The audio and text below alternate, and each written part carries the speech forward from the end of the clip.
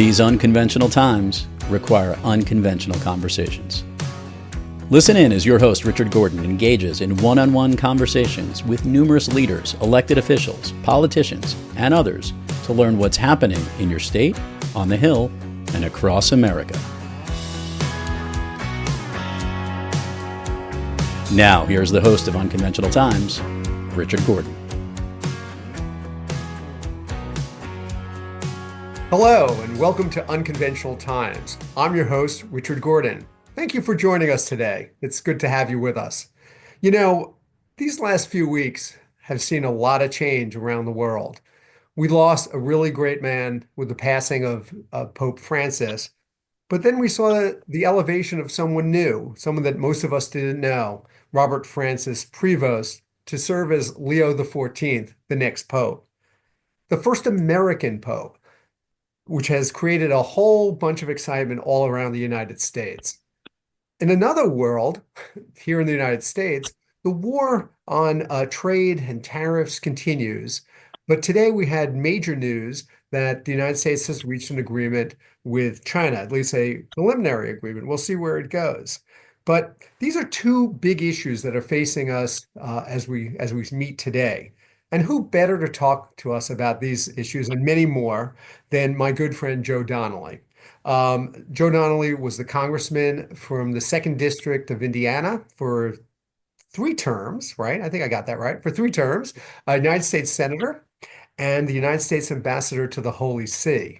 And I should add, a big Notre Dame fan. So, Senator, Ambassador, welcome to the show. Thank you very much. It's great having you. So look, that's the resume. Tell me something about Joe Donnelly even I don't know. Oh, you know that I love Rocco's Pizza in South Bend, that I love baseball, that I am a Yankees fan from when I grew up as a kid, and a White Sox fan from living in South Bend. So most seasons I wind up at about 500, where the Yankees are 30 games over 500 and the White Sox are 30 games under 500. You know, I'm married to Jill. We have wonderful kids and a little granddaughter who is like the light of my life. She's what, about 2 now? She's 4. She just turned 4 at her birthday party.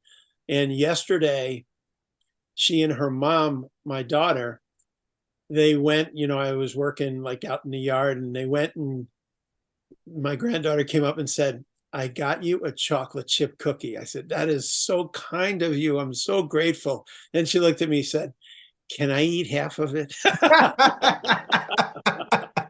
That's really funny. We're half equals 75%. Of course. And you couldn't have been happier. I was just a prop in the play. I love it. So tell me, how did a kid from Long Island end up congressman and senator from Indiana? Well, you know, I went to Catholic high school on Long Island, Catholic grade school, and you know, if you're an immigrant Irish kid from Long Island, your dream is to go to Notre Dame. Sure. And I didn't actually think, you know, I'd be accepted, but I applied and was fortunate enough to be successful, you know, in the application. I'll never forget my dad basically looking at me when I opened it up, and I said, "I got in." He said, "You got in?" You know, stunned surprise. Yeah. And the comment was basically, "Hang on, I'm going to go upstairs and write that check to hold the spot." And I think, Richard, at that time, it was $25. And The deposit? yes. Oh my goodness. And we went to the post office, and he looked at me and he said, "If they cash it, they can't back out." I love that. I love that. So I know you went to the college and the law school. So you're a full-time domer. I am, and happen to still live in South Bend. It's a wonderful place we call home. And you know, I'm twice lucky, because I couldn't have grown up in a more wonderful place than a little town on Long Island, Massapequa, right. And then to have been able to come to Indiana, my home. What as you well know, what an amazing state, what wonderful people, And, I've been here almost, 50 years now. Did So they count you as a native yet? almost. Almost. A couple more years, you'll be all set. Hey, I don't think I ever told you this, but I once played golf with Rudy. Not the real Rudy. I played golf with Sean Astin once. Oh, great guy. His wife is from Indiana. Oh, I didn't know that. Yes. And it's funny because at the convention this year, the person who was on the roll call for Indiana was Sean. And Boy. he came to our delegation and the camera zoomed in and they all went wild for Sean when he was there. And after the camera came off him, just as a typical Hoosier would do, I looked at him and go, "You're not really from Indiana." Right. Of course. Your wife counts, but you're kind of count. That's funny. Yeah, no, that was a great guy. And I also a great movie. I also happen to know the real Rudy. Oh, really? Which is that interesting. Makes sense. Yeah, he graduated a year before me. We knew each other. And I'll tell you the story real quick. So he lived in town here too. Saw him at the local Martin's supermarket one night in the produce department. And I said, "Hey, Rudy, what are you up to?" He goes, "I've written a movie script." I said, "What?" He said, "I've written a movie script about my career at Notre Dame, my football career." And I said, "Rudy, I love you, man, but your career was one play. How do you stretch it into a script?" And so he told me, and I thought, "Oh, that's great." And he said, "I'm heading out to LA next week." And I said, "Wow." I said, you have somebody lined up?" He goes, "I'm going to start knocking on doors, Joe." So Rudy, right? So Rudy. That's amazing. And he did. And, we said goodbye and I headed down the aisle with my oranges and my apples and thought, boy, is that a long shot. And how wrong I was. He's a wonderful guy. But his whole life was a long shot. Everything in his life was a long shot. Everything. You bet. It's amazing. Yeah. So let me talk to you about being ambassador. I mean, the ambassador of the Holy See. Now that's a big deal. Tell our listeners, people might have some understanding of what ambassadors do, but the ambassador of the Holy See is pretty different. It's a different type of ambassador. It's a lot, Richard, like the United Nations ambassador for this reason. Probably the most recognized moral voice in the world is the Pope. Sure. And when the Pope speaks, people in the smallest villages in Africa, up in the Arctic, down in Brazil, United States, Italy, Soviet or Russia, all over the world, the one common voice is the Pope. And when he speaks, he has great influence. And when he speaks and it's not great for the United States, that's on me, as the ambassador. And so my job is to make sure that the Vatican, the Holy See, understands our positions. We don't agree on everything, but to explain why we believe what we believe, to go through all of those things, to try to make sure that when the Pope does speak, they speak from a position of knowing where we are. That we were able to turn their view on Ukraine around. At first, Pope Francis said, "Well, I hear that NATO, was barking at their doors," which was completely wrong. And so I explained to him, I said, "Look, NATO wants nothing from Russia, not a step on their soil, no connection at all in terms of any negative involvement with their government. We would just want to make sure that our members are safe, that Ukraine is safe." And so, Holy Father, this is what Russia has invaded Ukraine. That's how this started. That's what caused this. Vladimir Putin is trying to put the Soviet Union back together again, and he is killing hundreds of thousands of people to do it. And a few months later, they came out and said, Russia needs to leave Ukraine. So that's the kind of job you do as the U.S. ambassador to the Vatican is for want of a better term, you work the refs, you try to make sure they understand what we believe. And it's not a religious post because, people will ask you, well, what's your view on this part of the Catholic Church or that part? And I was like, I'm the ambassador from the United States, not from the Catholic Church to the Catholic Church. That you need to talk to the bishops about. How do you actually move them on issues like Ukraine? I was going to ask you specifically about that because that was such a big issue while you were there. How does it actually happen because they don't have the same constituency that you would have as an elected official. So it's really, I guess, a moral pulpit. How do you move that dialogue? Hours and hours and hours of preparation, hours and hours and hours of meetings, and just what you talked about, talking to them about the moral dimension of this, that Ukraine is a free nation, is recognized as a free nation that has been attacked by Russia for no reason other than they want their resources, they want their people, they want their country. And if the church should stand for anything, it in part should stand for protecting others, protecting children, protecting the citizens of this country who have done nothing but tried to live their life. And so you talk to them on a constant basis. I worked with Cardinal Matteo Zuppi, who actually was one of the papal contenders, an extraordinary person. He was the Pope's special envoy to Ukraine, and Russia in their repugnant conduct in this. Russia has taken over 30,000 Ukrainian children. As they would come into a village, take the kids, Kidnap them and and take them back to Russia? take them back to Russia, put them in re-education camps. For the kids who were 17, 18, put them in military training to go fight against their own country. And so there's about 30,000 of these children that have been taken.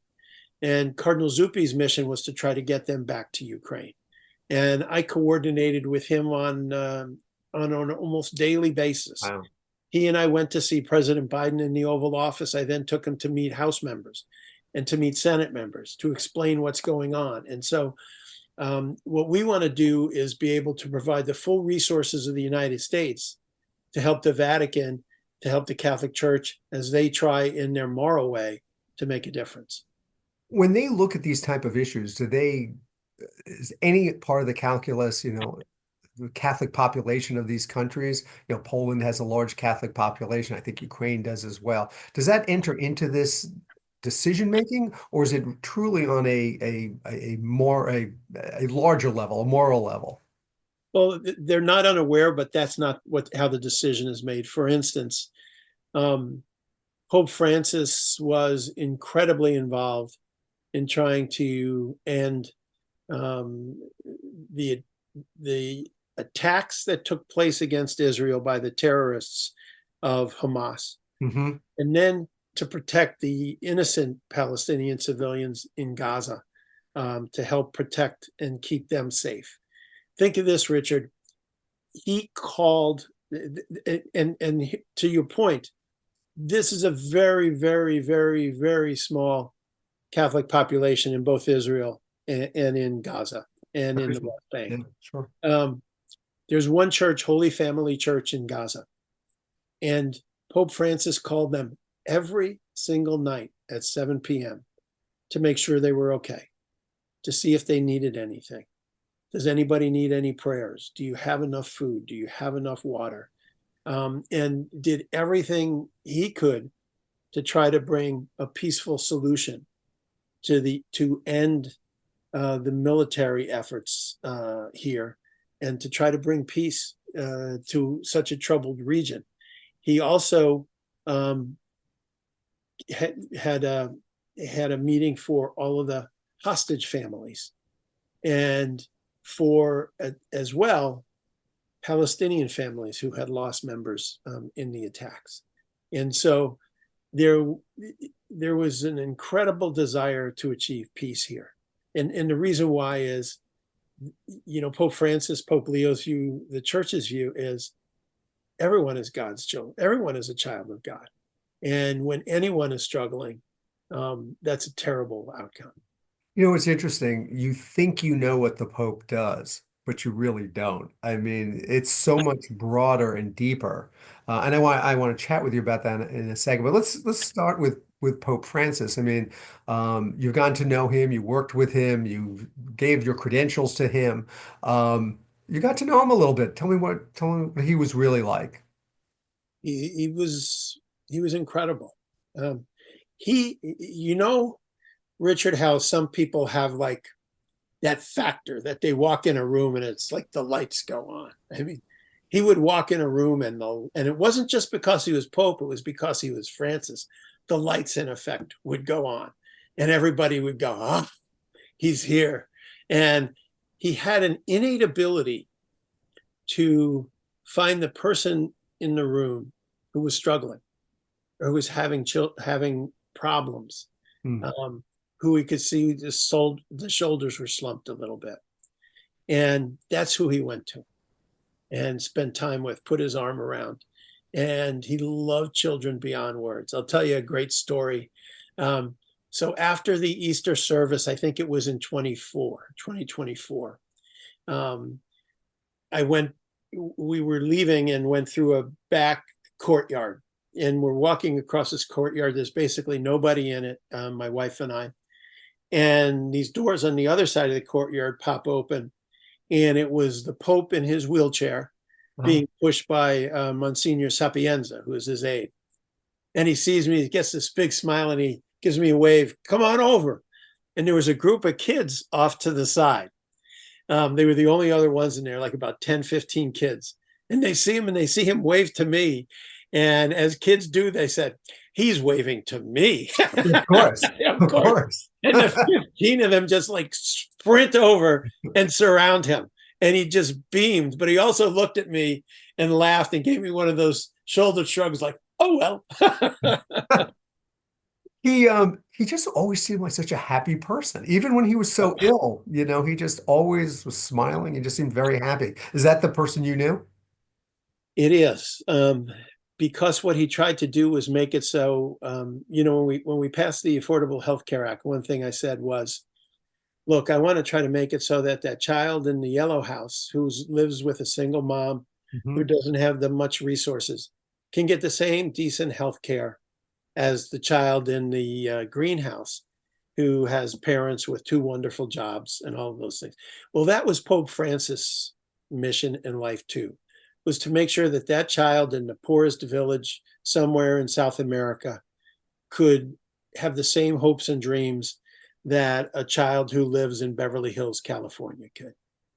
It's interesting. You mentioned Gaza and the phone calls that the Pope made. I don't want to get off of off of this topic before I comment about the cardinal who offered to give himself up for the hostages, which I think got attention at the time. I was glad that he was being considered for Pope because it got the attention later on that I think it really deserved. And I think it's very telling about how these people see themselves, how the cardinals, how these leaders of the church see themselves. That would be Cardinal Pizzaballa, who is the Patriarch of Jerusalem, and that includes, obviously, he's the cardinal for Gaza, for the West Bank, for all those areas. And just what you said is exactly right, that it didn't surprise me at all that he did that. That is one of those unwritten parts of the job, in effect, that, as is said in the Bible, there's no greater love than to lay down your life for another. And so, I think Francis would have done that. I think whoever was the cardinal or the bishop of that area would look and go, this is my flock. This is my job. Wow. Yeah. How selfless. I mean, that is amazing. That is the best word. Let's switch to Pope Leo. I think those in America are going to have a hard time now not calling him Cardinal Bob because they've kept calling him Cardinal Bob. Something about him that I find so interesting, and I don't know enough to know if it's because he's American, but the best way, Joe, that I could put this is he seems so human. Growing up, seeing popes from afar, they seem like these larger than life religious figures. But Pope Leo, I mean, he's a White Sox fan like you are. He's from America. He's from he suffers like I do. Yeah, there you go. I'm sure he's unhappy. If they start winning, people are going to wonder who's involved in this, But he just seems like every man in a way. He's from Peru. He's from the U.S. He worked in the Vatican. He just seems bigger. He seems like all of us in a way, but different. You know him a little bit. What's he I like? do. He is a worthy successor to Francis. And what I mean by that is he's humble, he's hardworking, he's incredibly kind. Think of this, Richard. You talk about a guy who's not only incredibly kind, but like incredibly smart. He graduated from I didn't go to Villanova. Notre Dame, so I don't know how smart he Well, let me tell you what. He is. graduated with a degree in math and physics from Villanova. And I thought, this guy puts me to shame. What we great preparation to be Pope. right? I think what you do at that point is when you think, boy, people are like completely impossible on this and on that, you think, I have numbers. And You know, numbers are always in order type thing. But he was born 2 weeks before me. okay. September 15th of 55 is when he was born. And if you've seen the pictures, it's just perfect. It's a very modest house on the south side of Chicago. And you couldn't find a better person who looks out for others, who cares about others. And I thought the most interesting thing of the whole time when he was on the balcony was if you looked at him, he was completely comfortable in this role. Seemed very calm. Very calm. Very You calm. looked and you said, he's got this. Yeah. He knows he's got this. And he's got man, if you come out of the south side of Chicago, you're tough. Yeah. You don't give 5 inches to anybody. This is just such a new experience for all of us because like this guy's got brothers and they give interviews and they tell you what he was like, you know. And sometimes they probably shouldn't. I'm sure. I love the fact that they gave out Milo wafers, you know, when he was a child. I Oh thought yeah. funny, When he funny was stuff. practicing being a priest, he gave out Necco wafers as Echo wafers, that's it. Yeah. Is it, you know, the fact that we know him as we do now, is this a product of our times that with the media and all? I mean, you know, was John Paul like this? Was Pope John like this? You know, were they like this and we just didn't know? Or is it that he's American and we see the humanity in him in addition to the godliness? He's so much like us in many ways. Like there he is sitting at White Sox Park watching the ball game. There he is in Holland, Michigan, at St. Augustine at an Augustinian seminary up there, just an hour from South Bend. There he is, you know, living life in this modest home in Dalton, Illinois. And they had the picture of his, I think it was like his third grade class. And I burst out laughing because it was like an exact duplicate of the picture of my third grade class at St. Martin's School. And what I mean by that is there are like 50 kids, 50 in the class. And you can see like they're stuffed in every corner. And you look and you go, he led a life like us. But at the same time, he has led a life that he's tried to pattern after Jesus Christ and to look out for his flock. He has led a life like us, but then also became in effect a citizen of the world, living in Peru for a number of years, being the head of the Augustinian order in Rome, in the Vatican. And in Peru, they called him, and still do call him, the Saint of the North because of how he looked out for the poor. You must relate to him quite a lot. Oh, you know, I'm really, really proud that he comes from the United States, comes from next door to us, just around the corner on Lake Michigan. You know, he probably was there in the old days when the South Shore was running late as well and waiting at the station in 10-degree weather. You know, we all did. after these elections, we look back and it's so obvious that he was going to win. Okay, it was just so obvious. I mean, look, I have to tell you, I mean, I picked Francis before he was elected. I'm very proud of that. Didn't see this one coming. But when you look back, I mean, here's a guy who, like I said, North America, South America, worked in the Vatican, speaks many, many languages. Had it all, had the whole package. But what everybody said was he can't, they won't do it because he's in America. So why was it him? Why did they pick him? And I love the line they used. They said, he was the least American of the Americans. But why did they do it? Because he knew them. Francis really positioned him.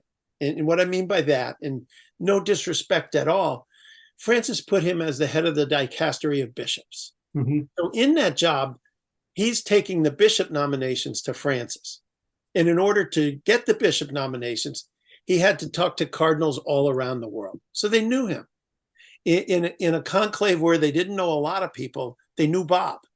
And then you have some pretty sharp American cardinals who I think probably over a little pasta and a beer looked at each other and we'll never say too much about it, but in effect got the South Americans lined up, got his classmates lined up, the class of 23 when he became a cardinal. Which is recent. It's only 2 years. He's a recent cardinal. It's like he just showed up, but he didn't, because he was there and he talked to all of them and they knew him. But there was a wonderful Italian cardinal, Cardinal Zuppi, who I thought it might be Cardinal Prevost or Cardinal Zuppi, but the Italians in their signature way spent their time fighting over like 3 candidates.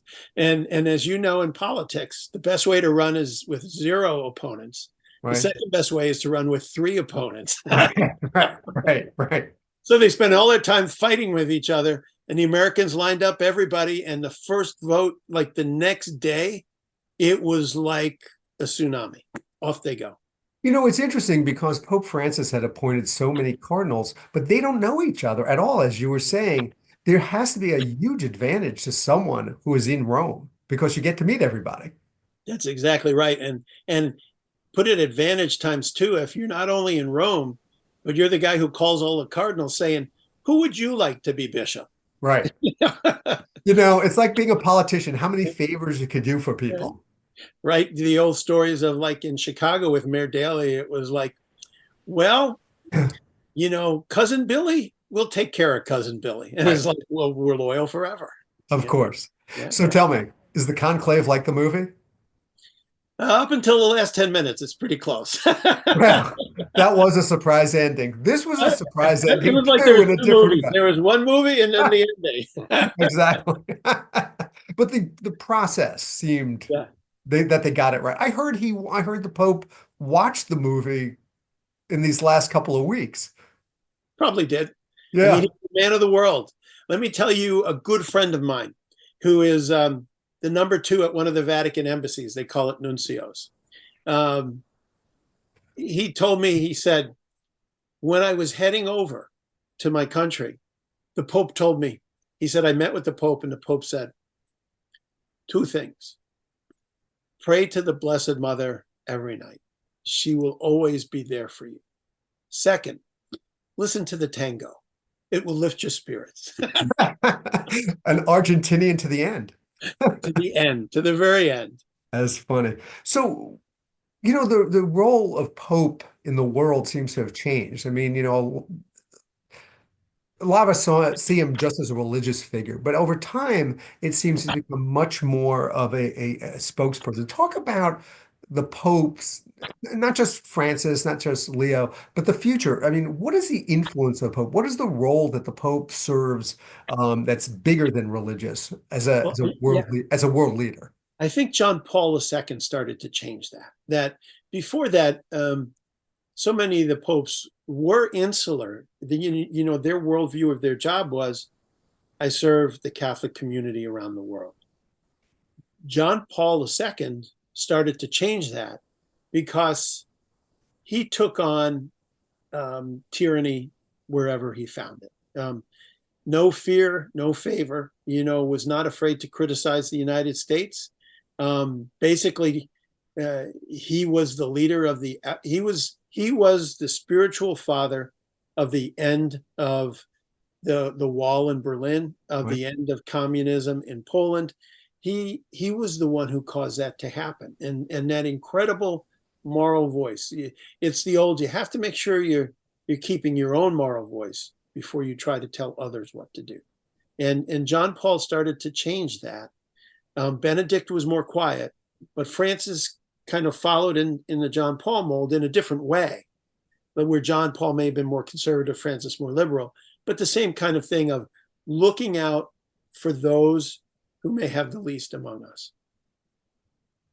You said a little earlier about Franciscans and Augustinians. I almost got that wrong. Augustinians. For those of us out here who don't really get it, it just seems like there's all these different little groups. I didn't know all these little groups existed. Oh, yeah. Probably till Francis. What's the real difference? Francis was a Franciscan, obviously, and Well, Leo you was talk an about the little group. Augustinian. So the Notre Dame is the Holy Cross brothers. And so I laughed at the end. I was on the show with Michael Smerconish the other day, Uh-huh. and he mentioned that Pope Leo was from Villanova. And I said, yes. And all of us at Notre Dame are very jealous. They're the Augustinians. We're what's called the CSCs, the Holy Cross. And what it is just different religious orders. Like the Jesuits are known as the intellectuals of the church, schools, teaching, not so much pastoral, that when you think of Jesuits, you think of expanding your mind, of preparing you for the world, for the church. Like Georgetown, Boston College. Exactly. Augustinians are known for being community builders. They call each other brother. I was with the president of Villanova the other day, and there's an Augustinian house near the Vatican. And Cardinal Bob went there every day for lunch and hung out with his guys, his other brothers. Then he's like, back to the salt mines, and then he'd head back to his job. But every day their community comes together. And so they're into community, into helping families, whether it's with housing or with this or with it. So it changes from group to group. Mother Teresa taking care of the sick, and so they all have different calls. Let me ask you a somewhat political question dealing with this before we get into politics and your other parts of your past. J.D. Vance, lot of comments about the Cardinals' texts and emails related to J.D. Vance. What do you make of that? What do you think it's all about? Will it just go away, or is that something that's going to linger for a while? I think Pope Leo wants to have a good relationship with the White House. Pope Francis wanted to have a good relationship with the White House. But Pope Francis and Pope Leo will call out when they think that there's behavior going on, there's activity that's in direct contrast to what Jesus Christ stood for. He stood for those who are struggling. He stood for those with challenges. And the deal with J.D. Vance, when he said, well, you go in order. I think it was Pope Francis who said, the only order is that not quoting him exactly, but it's like, there's no order. You love everybody unconditionally. Right. It was the order of who you love, like who you love first, who you love second. Right. Yeah. And so I think there's a desire to have a good relationship, but I think what's really important is that desire will not be compromised, or their beliefs will not be compromised by the desire to have a good relationship. They will stand up for what the church stands up. If you remember, and I may not have it exactly, back home in Indiana, there was a Syrian family coming in, and then Governor Pence said, they're not. This is not a family that we're going to take into the state. It was at a time of conflict in Syria, but Archbishop Tobin was their sponsor for the family. Oh, wow. Two wonderful little kids, Archbishop of Newark, right? This was when he was the Archbishop of Indianapolis before he was transferred to Newark. So he was the Indy guy. And he was the sponsor of this family that the governor was saying, nah, they can't come into the state. And, Archbishop Tobin wasn't looking for trouble. But at the same time, it's like, this is my family. Right. And basically said, if I have to, I'm going to the airport and I'm going to be at the gate when they get off the plane. And anybody who wants to stop us has to come through me. And he's a big guy. And he's a big guy. He's a weightlifter. He's a big guy. Guess what? there wasn't anybody at the airport to stop them. No. And they had a job lined up. They had a little apartment like on the north side of Indianapolis. And, the family was working and paying taxes the next week. Wow. So tell me, what was it like when you found out, that this altar boy from Long Island was going to become the ambassador to the Holy See? I remember when you told me. We were in church, actually. We were sitting together next to each other at sadly, Susan Bai's funeral in Indianapolis. And I What a remember mom. What a wife, what a mom, what a person, the best of the best of the best. what a dear friend for a very, very long time.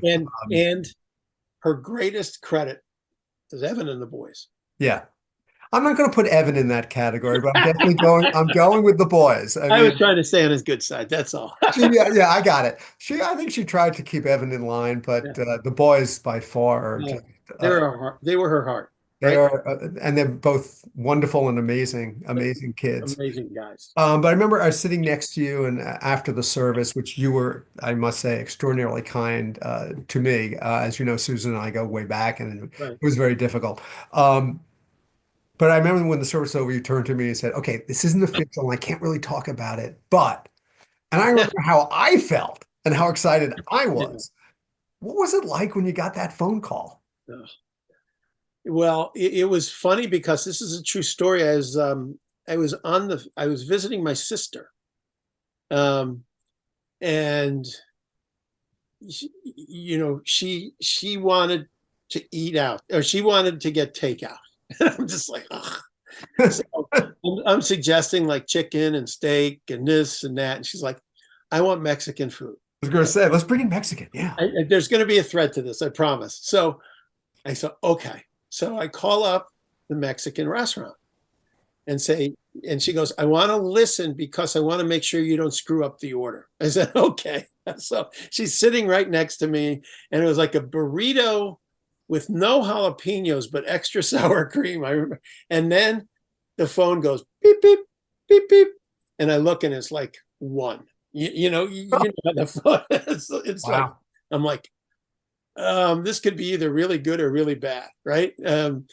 And so I tell the fella at the restaurant, I said, hey, I'm going to have to call you back.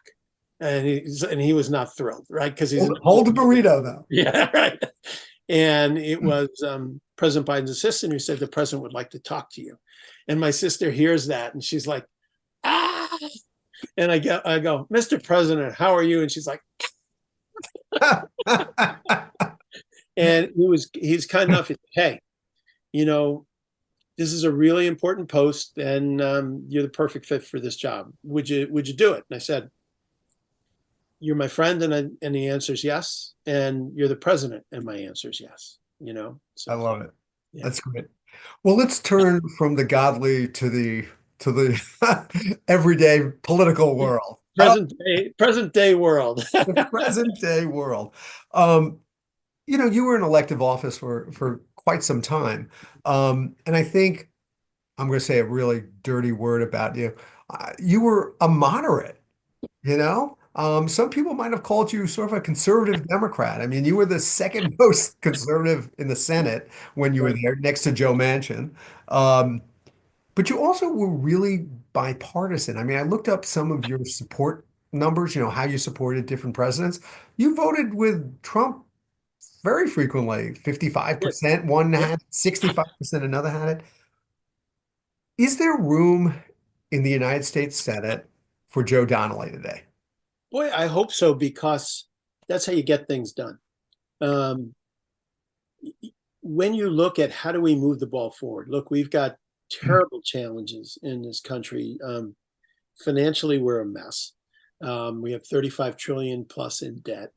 And how do we ever start to deal with these things seriously? And you have a lot of proposals on one side or on the other side, which basically are just trying to drive their base. And you have a section in the middle that provides answers. And so I was very blessed to have a number, both in the House and the Senate, to have a lot of Republican colleagues who were like, hey, count me in on that one. Count me in on that one. I served, obviously in Indiana, and was on the agriculture committee for 12 years. Probably an area where, if you, as Evan well knows, when you count up the farm vote, you hope that there's votes from the cities coming in after it. Right, exactly. Of course. For Um, Democrat, it's hard. right. Yeah.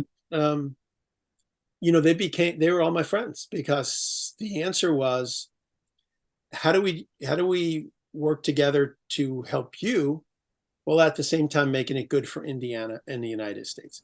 And I tell them, that's all I care about. Right. What I found is that when I was Senator Joe, my numbers were off the charts in Indiana.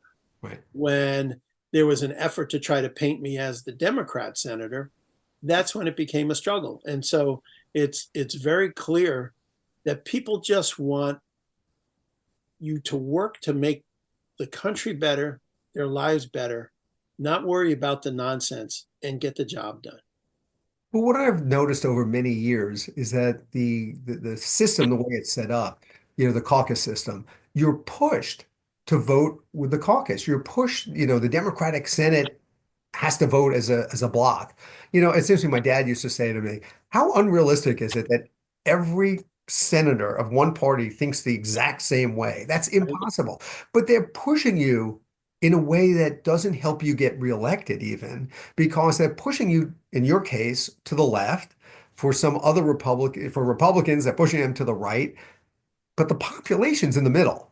So you're being pushed to do something against their long-term best interest. That's why, I had a number of, shall we say, very challenging conversations with the White House, on things like healthcare, because with the Affordable Health Care Act, I had long believed that, look, what we need to do is to do this, to get better health care. But there's this amendment called the Hyde Amendment that was Correct. part of law, and it just said federal funds can't be used for abortion-related services, which was the current law and was not going to be in the health care bill. And we had told the president and others, he said, look, we want to do health care, but you can't do it by pulling out parts of today's law that we think are important. And it came down to the very last day. Bart Stupak, if you remember, where there was a group of Michigan, right? There's a group of about 13 of us that said, look, we want to do health care, but we don't think a family should have to have their federal tax dollars used for this if they don't believe it. And they were like, we'll crack these guys. We'll crack these men and women. We'll get them. We'll get them. And they set a date for the vote. And it came down to, it was going to be on Sunday night. And as of Sunday morning, we were all still hanging together. And Sunday morning, the president's counsel met with us, Bob Bauer, extraordinarily talented attorney. Know Bob well. I've known him for a very long time. And Bob was like, we need to do a deal, don't we? He said, yes, we do. And we were able to keep that included. And we weren't asking for anything new. We just didn't want to go backwards. That's all. And that's I said numerous times, both in the House and Senate, look, because people would come up and go, oh, you work for the president. I said, no. There's co-equal branches. I work for the people of Indiana. I work with President Obama. I work with President Biden. I work with President Trump. I work with President Bush, but I don't work for them. And that's the beauty of our system. I'm going to talk to you about a couple of issues in a moment, but I want to talk, you brought up abortion. I want to stay with that for a moment. Look, you're a rock solid pro-life guy. You always have been. You've been very clear about that throughout your entire career. Whether one agrees or disagrees with you on that issue, why can't the Democratic Party have people of different views in it? Why does the party have to have the same views? Like I said, you and I, Joe, we may disagree on this issue, but why can't people be in the same group together even though they disagree?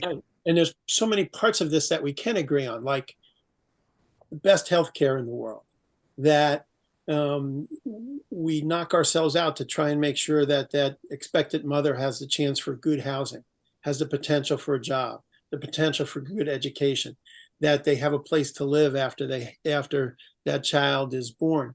These are all things, we can agree on like 85% of this. Right. Um, and when you do that, what you find out is, you find out when you do all of these things that the abortion rate was actually lower than before Roe versus Wade was ever put in place. At the end of the Obama term, when we worked on all of these things to try to provide good health care, good education, all of these things, the abortion rate continued to drop and drop and drop, because I always felt it was my job to try to when people would say, well, I've got this and this and this to deal with, then it's my job to say, okay, we'll solve those problems.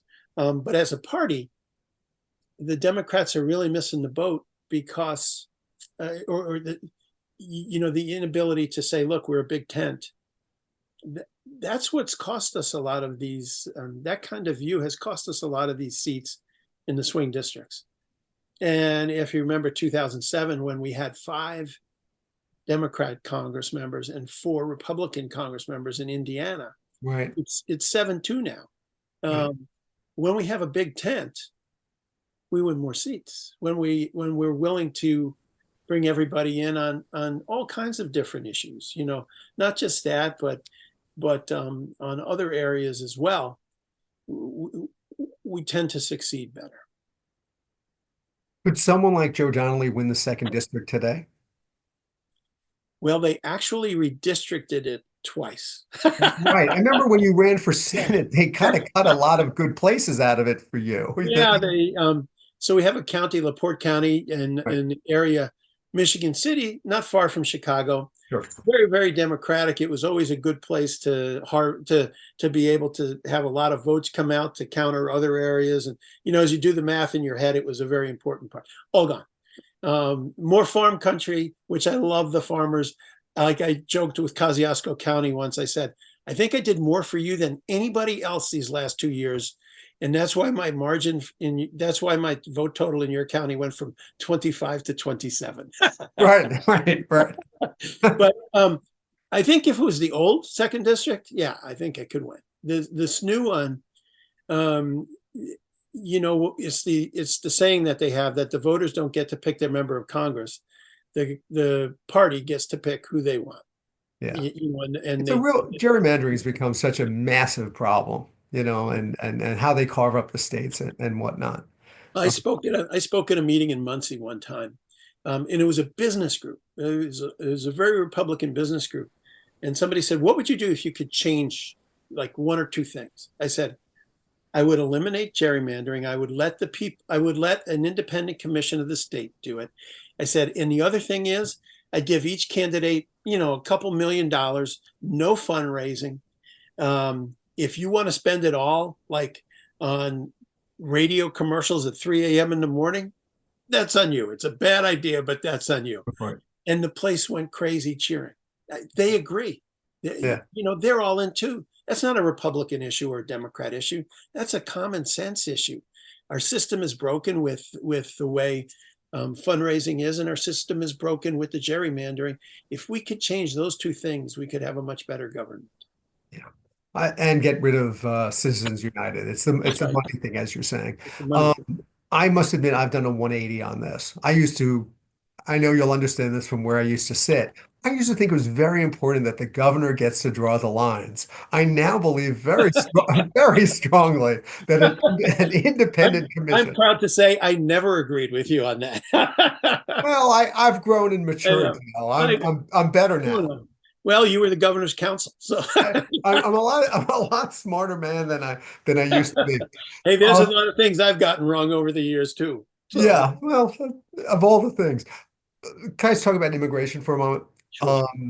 You work with John McCain on a comprehensive immigration bill. We can't seem to get immigration done right. Do you think, and I'm going to tie this to the beginning of our conversation, Francis spoke out so passionately about migrants. Leo seems to be doing the same. Do you think that's going to have any effect in the sense of how people start looking at this? Look, migration, because of economic conditions, because of environmental conditions, et cetera, I think it's just going to greatly, expand over the next couple of years. It's something we need to deal with. You were dealing with this when you were in the Senate And in the House. Yeah. and in the House. How do we deal with it now? Well, I think you have to start with this, that um, you have to do it in a legal, legal way. That's Don't deport everybody? that's the cornerstone for the people of this country, is that, look, if you want to come here, you need to try to do it the right way. Right. And if you do that, every opportunity is there for you. And you have to have borders, and you have to control what happens in your country, or else you don't have a country. And I think people like Francis and Leo and those people support that. But how do we, in the process, also make sure that when we make decisions that, look, you're not here legally, you need to go home. How do we do this in the right way? And there's wrong ways and there's right ways. And so, for instance, Giorgia Meloni, the premier of Italy, very, very, very good friend of Francis, very, very strong on, if you're not here legally, you shouldn't be in our country. And so Francis understood that. But what we have to also do, I think, and people will go, well, they're not our responsibility. But if you want to stop people from trying to come here, they come here because they see us as this shining city on a hill. Where, look, I'm a second generation. I know that one. Yeah, I'm a second generation immigrant. Right. My grandmother came here because she was a sixth of eight in a family in Ireland. And I think her dad must have told her, she came when she was 17. I think her dad must have told her, there's nothing here for you. Right. And America is a place where your dreams can come true. Well, that's still how people feel. So how do we do this? And in part, it is, how do we make sure that there are structures in place in other countries so that they can have some success? Because these people would rather stay home, but they come because they want to feed their kids. They come because they want a better future. And our challenge is, if we didn't have immigration laws, there'd be 1 billion people here in about a year. And so we have an obligation to enforce the law. We have an obligation to try to do this the right way, that those who do it the right way are rewarded. And at the same time that, when you can't come and you're not allowed in, we got to figure out a way that, we can send them back with dignity. Right. It just seems that I don't think many people would disagree that you have to have borders and you should do this the right way. But the Democratic Party can't seem to get out of its way on this particular issue. Now, you weren't, as I recall, you weren't a supporter of the Dreamers when it first started. Is that, as I remember it, right? Well, not when it first started, but I supported the Dreamers because, they were 2 years old when they got here. Right. Many of them were like master's degree students. And I thought, they can like create jobs for other people, many of them. And so it was a very tricky thing. And that was part of the effort with John McCain, was to solve that problem. And we had a great plan we had put together. And obviously, it didn't get done because some people just took a pass at the end of the day. We were right there on the 1 yard line. And if we had done that, we wouldn't have the immigration problems we have now. Right. But you look at the Dreamers, and in our state, in Indiana, we have a huge Latino Hispanic population in so many towns: Elkhart, Logansport, Frankfurt. You look around, and these folks are in so many towns, working hard, trying to do the right thing. And you have kids that, they came here. When I met with them, and they said, people come up to me and tell me, go home to your own country. And they look at me and they said, Senator, I came when I was 6 months old. I'm 20. I've lived in Frankfurt for 19 and a half years. What is my country? Right. Sure. And so these are big challenges, but we're also people of goodwill that can come together. I think, for instance, for the Dreamers, I think the American people get that. Yeah, I think you're right. I think you're right. Let me ask you one last question. Yeah. One last issue, if I may. I have other questions if you have time. I do not. Oh, okay. I was going to ask you really quickly. You change your view on same-sex. I do not, but this has been awesome.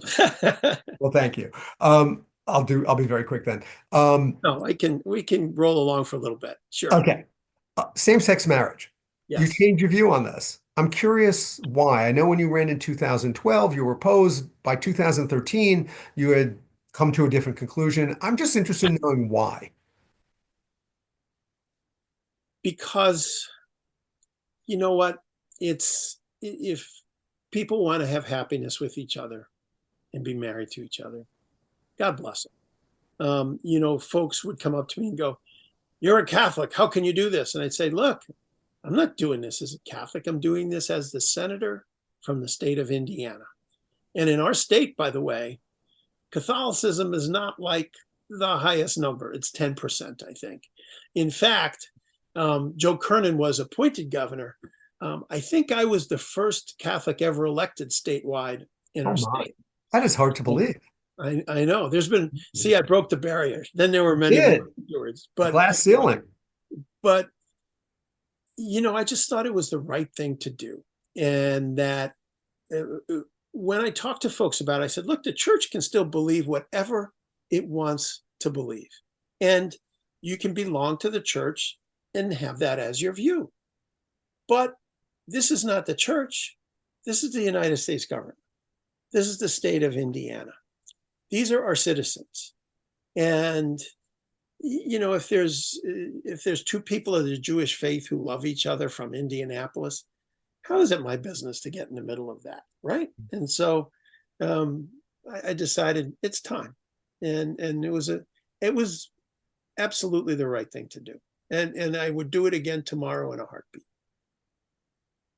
Look, it's interesting. I'm not Catholic, but it would seem that Jesus always talked about loving everybody, Right. and so why can one? I always found it interesting that people who claim to be very religious could be opposed to something like. Oftentimes they're not. Well, there we go.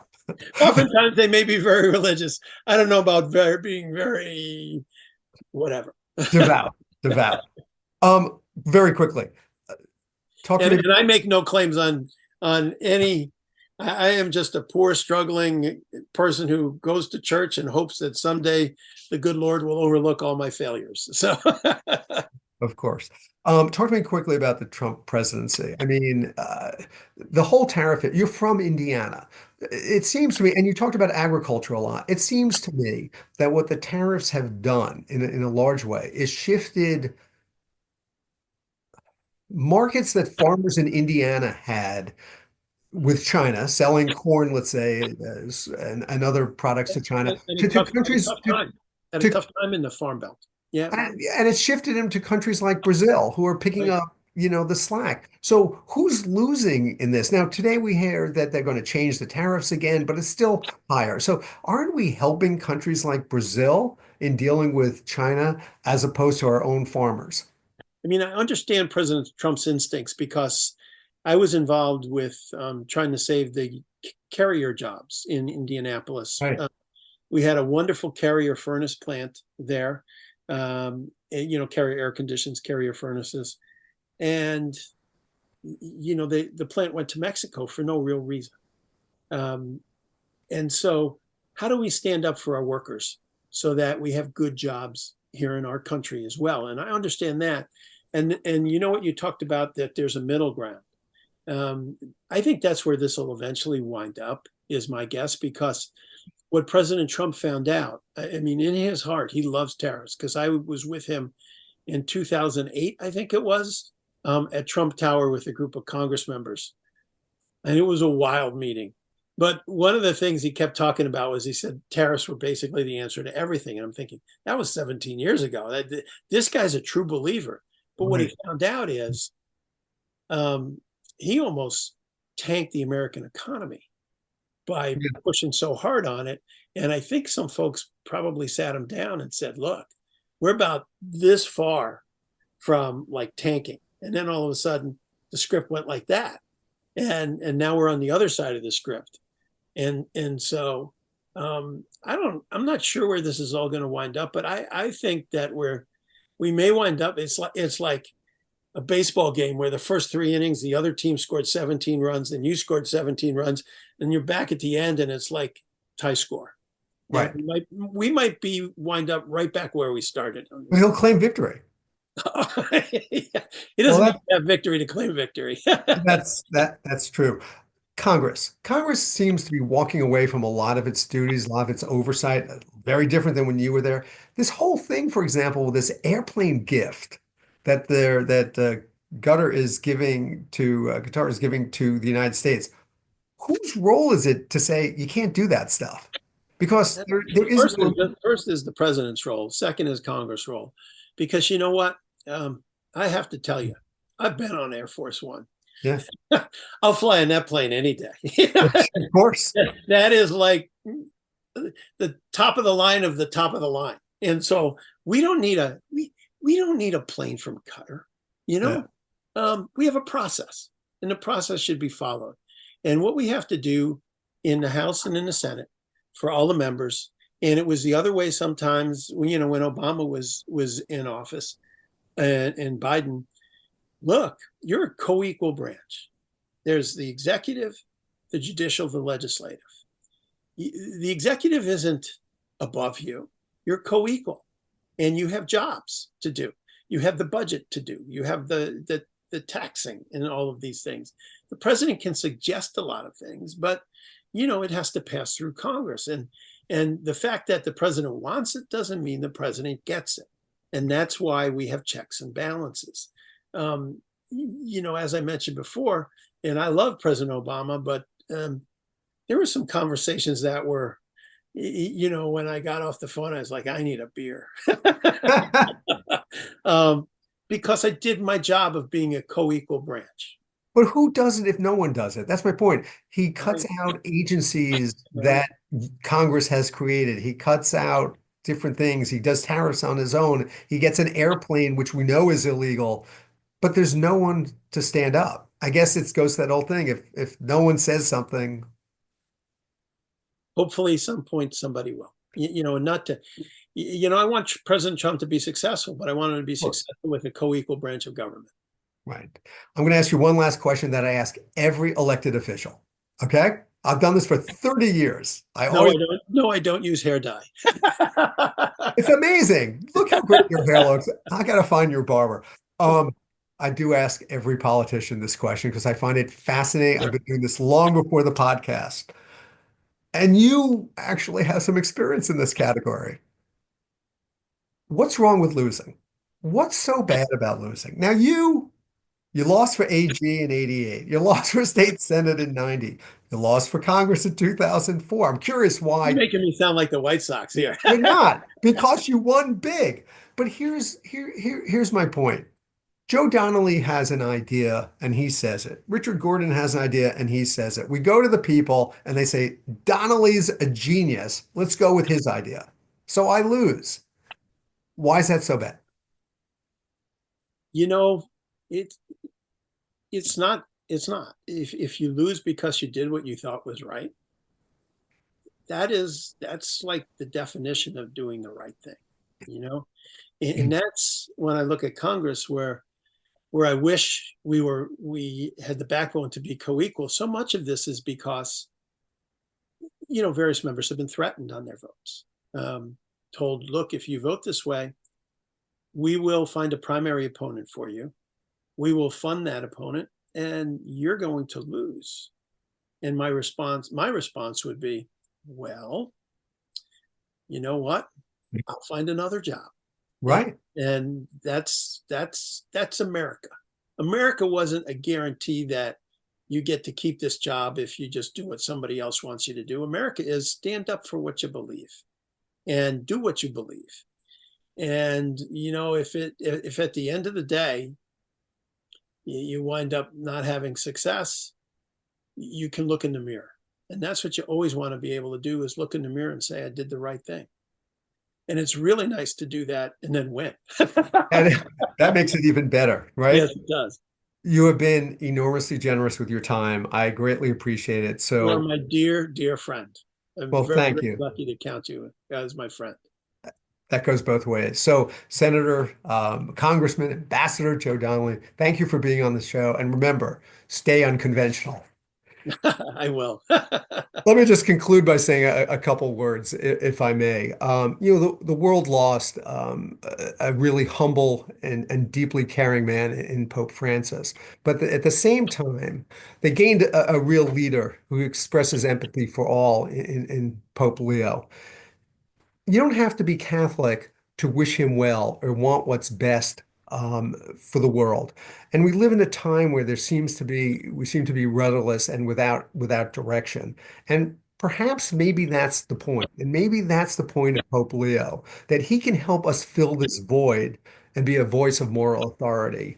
And the word I hear the most when I talk to just everyday people about the new pope is the word hope. And people are very hopeful that this could be a new era and a new way towards peace. And that is a wonderful legacy for Pope Leo to be working towards. So thank you very much for joining us on Unconventional Times. I hope you'll come back again. You could listen to us on any of the usual podcasts, and also you could watch us on YouTube. You could find me on YouTube at UT-Richard Gordon. That's YouTube at UT-Richard Gordon. Until we see each other again, thank you for joining us today. We'll see you again on Unconventional Times. Thank you. You've been listening to Unconventional Times with your host, Richard Gordon. Check out all of the episodes of Unconventional Times on Apple, Google, Spotify, or wherever you listen to your podcasts. To learn more about Richard Gordon and all of his unconventional conversations, head on over to unconventionaltimes.com. Thanks for listening.